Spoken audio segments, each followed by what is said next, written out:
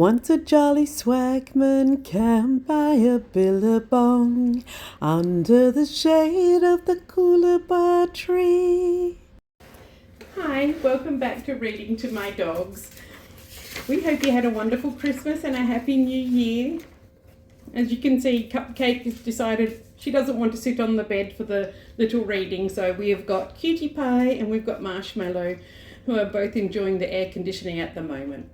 Today I'd like to share with you some of the reasons that Australians shorten their words. If you think that Aussies shorten their words to be lazy, it couldn't be further from the truth. There are cultural and social reasons as to why we like to shorten our words. The main reason as to why Australians shorten their words is to foster informality, friendliness and solidarity. This reflects a cultural emphasis on mateship and equality while downplaying informality and pretension.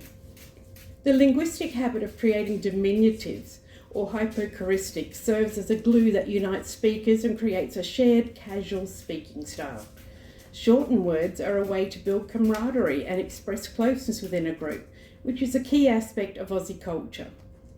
The process of making a shortened word involves chopping off the ending of a word and then affixing one of these suffixes to the beginning syllables. The suffixes you might know, such as IE, can be reflected in our common terms such as Barbie, meaning barbecue. Suffix of O being in smoko, such as making a break when you get a cuppa. You might want to have a cigarette at the same time or a smoke. So it's a tea or a coffee break where you may or may not have a cigarette. Suffix IES, IE, such as mozzies, meaning mosquitoes, and servos, which is our service station, or for American viewers, you might know them as a gas station. Australians also embrace the use of pet names where we have a warm or friendly attitude towards someone or something. Certainly on names, IE/Y and the suffix O are often frequently and affectionately used.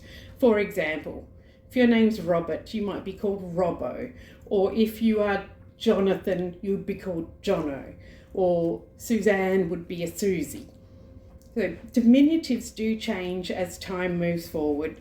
One of our oldest endings, found as far back as in the Anglo-Saxon times, was the suffix ling, ling, such as in darling or twinkling.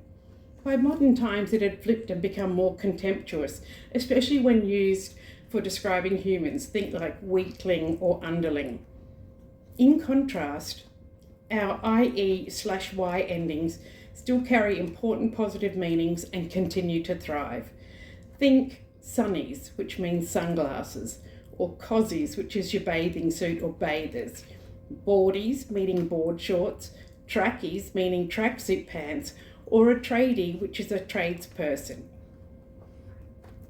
The other long-term favourite ending, which is just the letter O, occurs all around the English-speaking world. However, the Oxford English Dictionary describes its use is especially associated with Australia.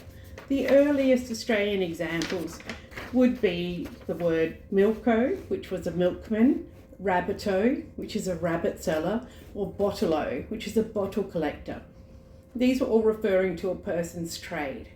Sometimes they would end the suffix with a OH because of their association with the street calls of their trade.